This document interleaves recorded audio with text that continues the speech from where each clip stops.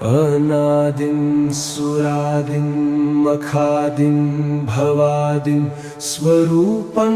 त्वदीयं न विन्दन्ति देवा जदन्महिनीयं तु वाक्वादिनीयं सुहृदपोषिणी शत्रुसंहारणीयं वचस्पं भमीयं किमुच्चाटनीयं स्वरूपं त्वदीयं न विन्दन्ति देवा अनादिं सुरादिं मखादिं भवादिं स्वरूपं त्वदीयं न विन्दन्ति देवा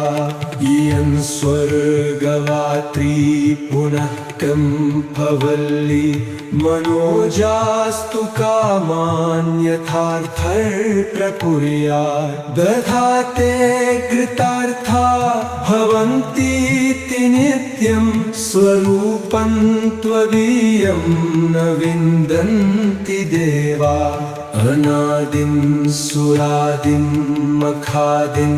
थवादिं स्वरूपं त्वदीयं न विन्दन्ति देवा सुरापानमत्ता सुभक्तानुरक्ता लसत्पूतचित्ते सदा विर्भवस्ते जपध्यानपूजा सुधाधौतपङ्का स्वरूपं त्वदीयं न विन्दन्ति देवा अनादिं सुरादिं मखादिं थवादिं स्वरूपं त्वदीयं न विन्दन्ति देवा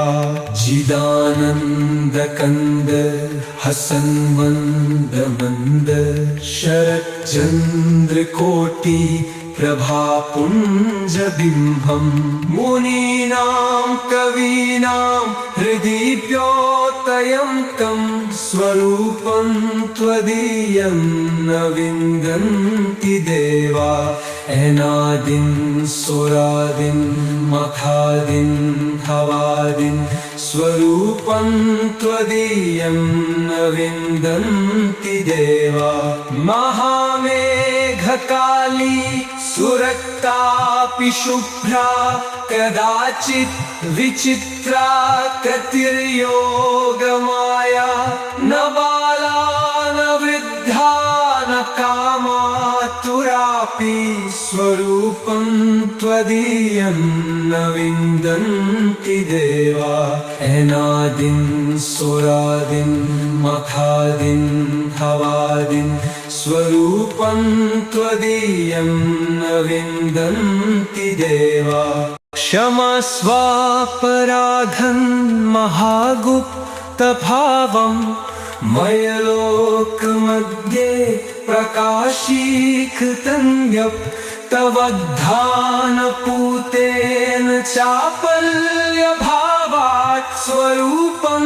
त्वदीयं न विन्दन्ति देवा अनादिं सुरादिं मखादिं थवादिं स्वरूपं त्वदीयं न विन्दन्ति देवा यदि ध्यानयुक्तं पथेद्यो मनुष्यः